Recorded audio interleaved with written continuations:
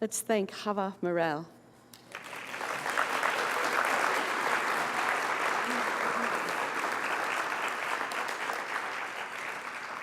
So tomorrow is New Year's Eve, and we have gathered here today to collectively release the past, to release 2018 and anything before that we don't want to carry into the new year.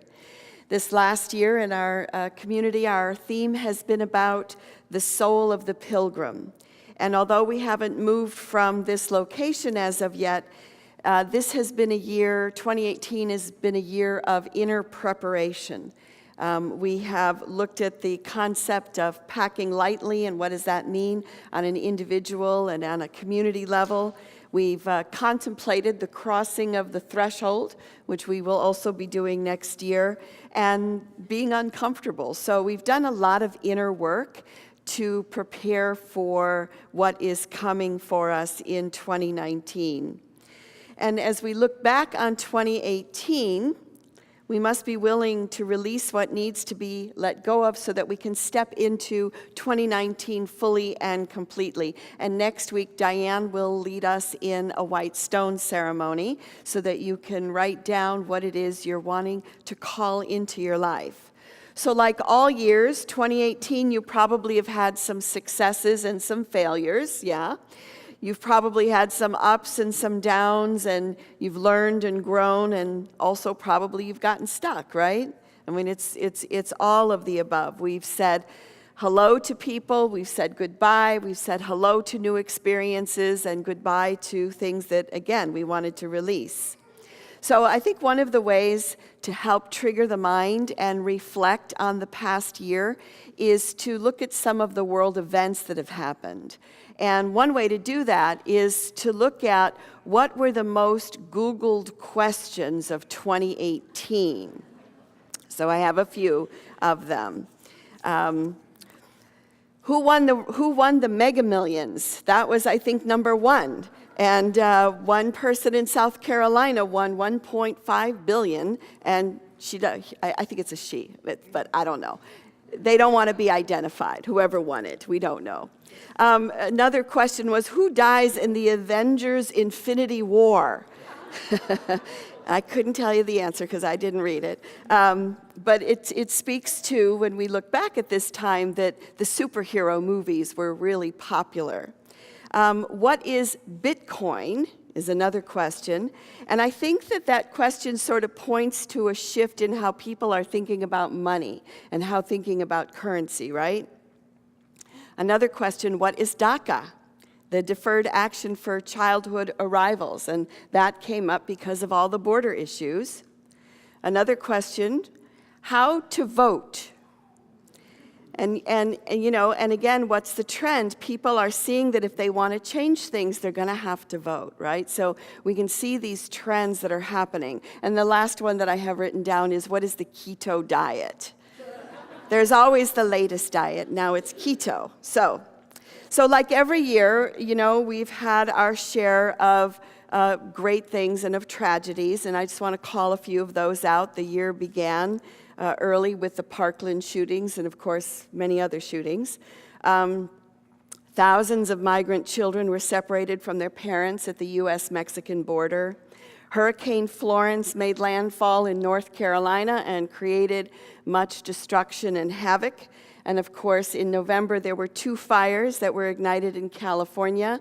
The Camp Fire destroyed an entire town, and the Woolsey Fire burned almost 100,000 acres. So a lot of destruction.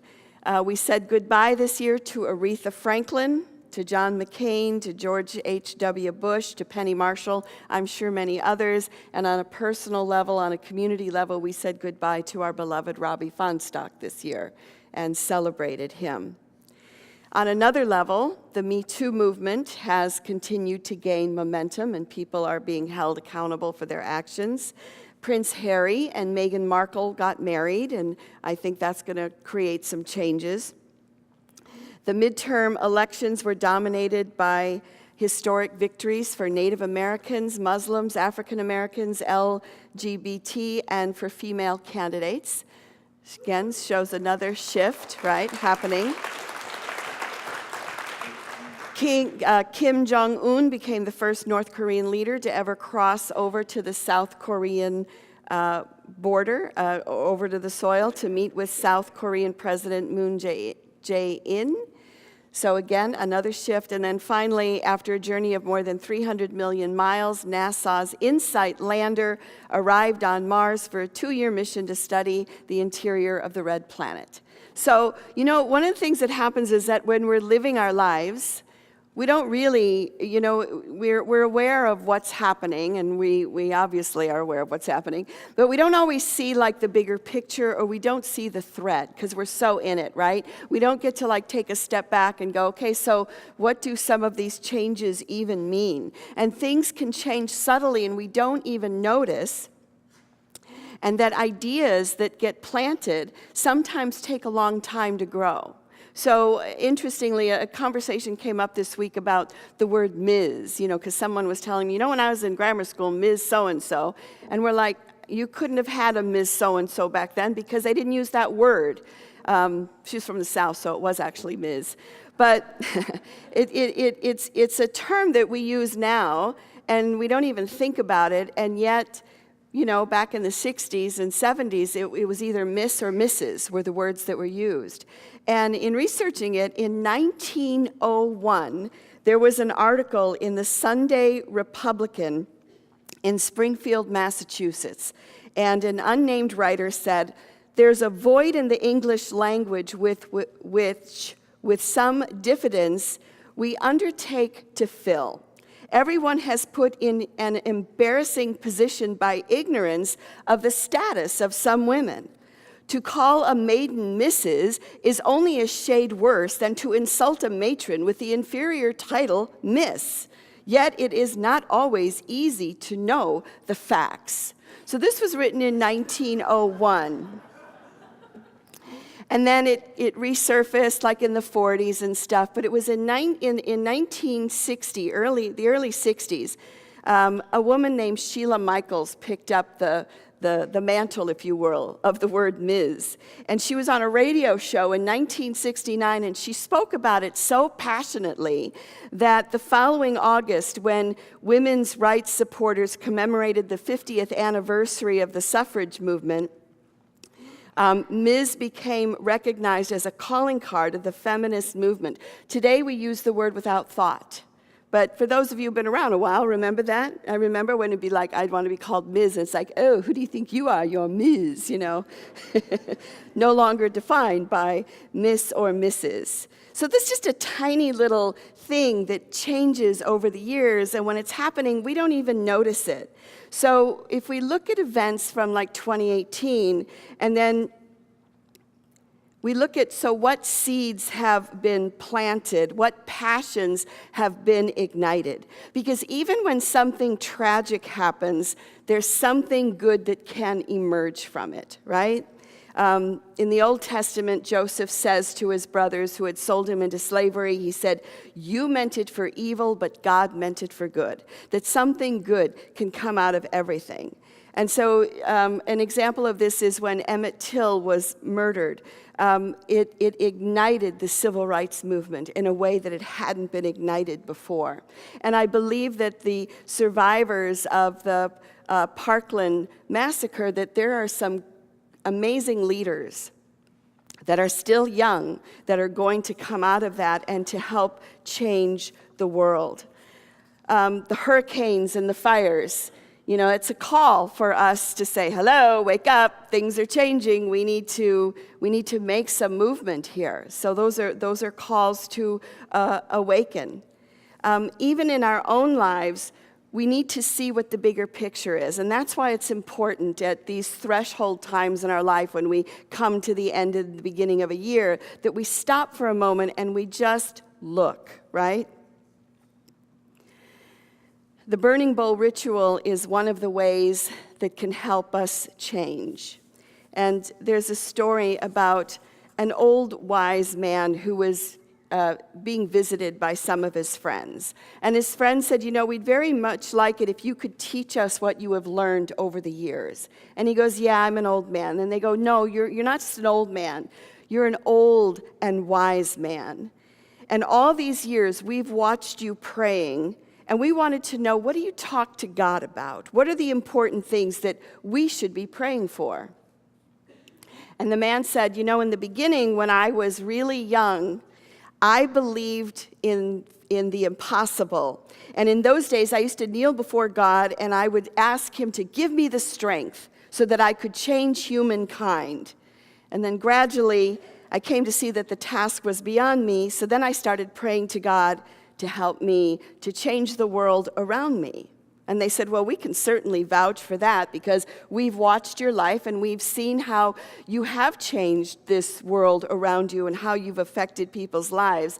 And he said, yes, that's true, but I had not yet found the perfect prayer. Only now at the end of my life have I come to understand what I should have been praying for from the start. And they said, well, what was that? And he said, to be given the ability to change myself. And so as we move into this burning bowl service today, part of what we're looking at is ways that we can change ourselves, that we can, again, release those things that we have to let go of. Swami Sivananda said, and I've also heard many other people have said it, but sow a thought, reap an act. Sow an act, reap a habit. Sow a habit, reap a character. Sow a character, reap a destiny. Reap a destiny, that's the end. Sow a thought, reap an act. Sow an act, reap a habit. Sow a habit, reap a character, and then a destiny. So everything begins with a thought, right? Everything begins with a thought. And a repetitive action that we take then becomes a habit. And we do those habits long enough, and they're a part of our character, and then, boom, we have this destiny that we may or may not have even chosen consciously, right? Stephanie Vozza said that habits are your brain's version of autopilot. They allow you to get ready for work, to navigate your way to the office, to find your way home without having to reinvent the wheel every day. So you don't need to get in your car and go, how do I drive this thing? Oh yeah, I know, it's part of my habit. How do I get to work? Oh yeah, I remember, it's part of my habit. But 45% of our daily activities are habits, which define our current lifestyle and, of course, then build for our lives. And some of our habits are great, and some of our habits not so much. So maybe you have a habit of being a hard worker, yeah? And so that's great. So sow a thought, reap an action of working, of hard working, sow a habit of working, and then a character and a destiny. So what's the destiny? The destiny could be that you're very successful, that you are prosperous and have saved a lot of money, but it also could mean that you have high blood pressure and some health challenges, right? So something's not always good or bad. Or perhaps you have a habit of working out every day, right? You work out, so that's the action is working out, that's the habit. So the character is one of being strong and physically fit, and maybe the destiny is that you have a long life. Maybe you have a habit of having a couple glasses of wine when you come home from work every evening, and so that's a thought and an action of drinking the wine, which then becomes a habit, and then, maybe that turns into a character of, maybe I'll have a bottle of wine every night, and maybe I'll start in the morning, and some of our habits then can lead to addictions. So what we're looking at doing here today is releasing those habits, releasing those thoughts, releasing those actions that no longer serve us. Yes? So I'd like to take a moment before we move into the meditation piece, but to take a moment for us to individually review our year. So you have a couple pieces of paper, or you should, and if you don't, if you would raise your hand, and the ushers will come around and get you some paper and also get you a writing instrument, a pen or a pencil. So anybody need paper? So you should have you should have like a bigger sheet and then a little tiny one. So I want you to find the tiny one and save it and set it aside, because the tiny one we're going to use for the burning bowl. And the reason we have a tiny sheet of paper for the burning bowl, it's not that we don't think that you have a lot to burn. It's just that we need to breathe the oxygen in here. So we need to keep the pollution down to a minimum. But right now, I'd like you to take the big sheet of paper, if you would. And you're not going to share this with anybody. This is just for you. And I just want to ask you some questions that you can reflect on to help you remember 2018. So if you would have your paper and pencils ready. So what was the most challenging thing that happened to you in 2018? And you don't have to write a big long paragraph, just write a word or two so that you know what it is. But what was the biggest, the most challenging experience of your life in 2018?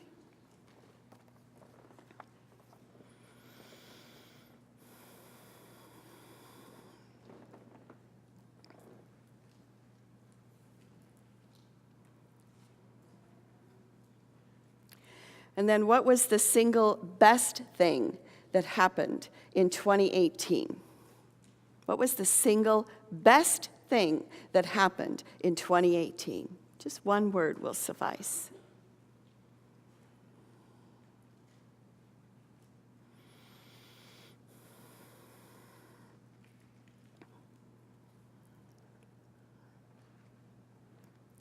What was an unexpected joy? Something you didn't expect that gave you great joy.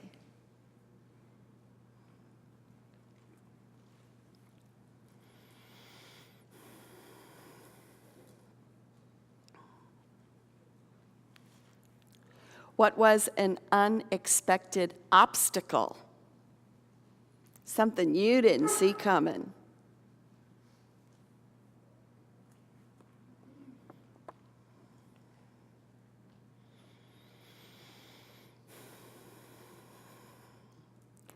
What was your biggest personal change from January to December? Good or bad? What was your biggest personal change from January to December?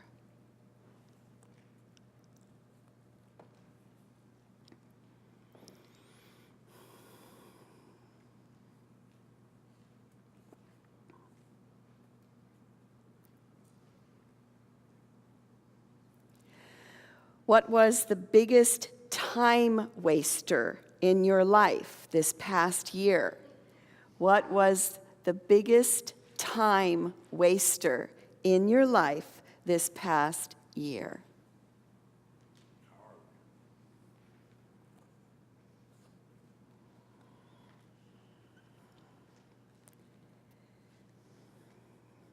And then on the other side of that, what was the best way you used your time this year? What was the best way that you used your time this year?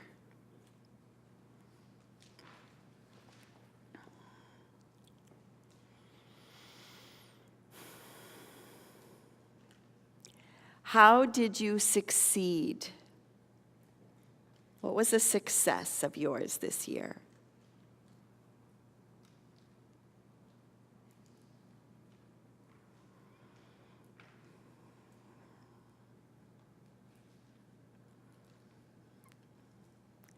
How did you fail?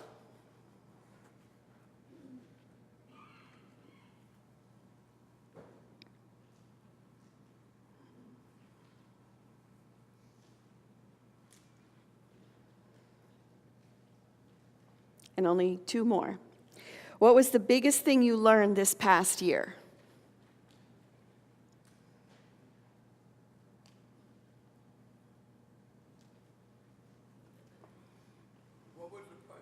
What was the biggest thing you learned this last year?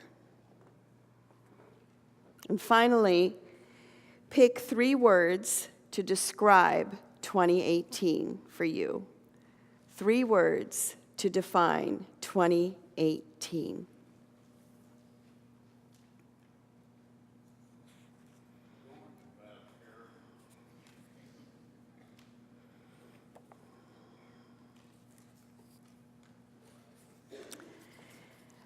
And now just stop and just review that for a moment. And maybe there's some threads there, some bigger threads that are happening or some seeds that are planted.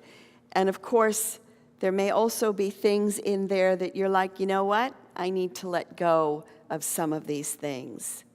But I'd invite you to just stop for a moment and thank yourself for the good that you have done, for the lessons that you have learned, for the people that you have loved, and for the many ways that you have grown in this last year. So in a sense, we bow to 2018 and we thank it, but now it's time that we release what no longer serves us. So as our musicians come forward once again, we're going to shift our attention.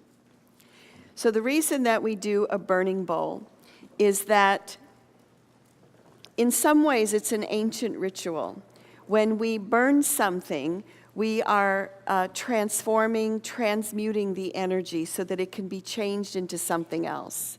So as we begin to, I'll lead you through a meditation to release what you need to release, but it's important when you come to the bowls, and there's some around the room, that you watch what you have written, that you watch it burn, that you watch it go up in smoke. And imagine that the smoke is taking that energy and releasing it and recharging it and removing it and transforming it into something new and better. What's always interesting to me is that after we do a burning bowl, the room feels brighter and cleaner, even though it's actually more polluted because we burn stuff. But it's from an energetic and a psychic level that the energy starts to shift. So I'd invite you to take the tiny sheet of paper.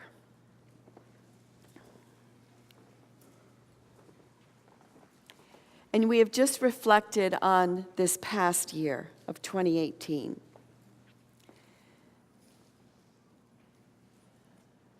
I now release these errors. I loose them and let them go. And I let God have God's perfect way with them. So perhaps it's from the sheet that you have written, but what I'd like you to do is to begin to write, and I know it's tiny, but begin to write words that describe those habits or those emotional issues or those blocks or the places in which you are stuck, and just begin writing them as you are ready. I now release these errors. And I'm just going to be quiet for a few minutes and just let you write down those things that no longer serve you.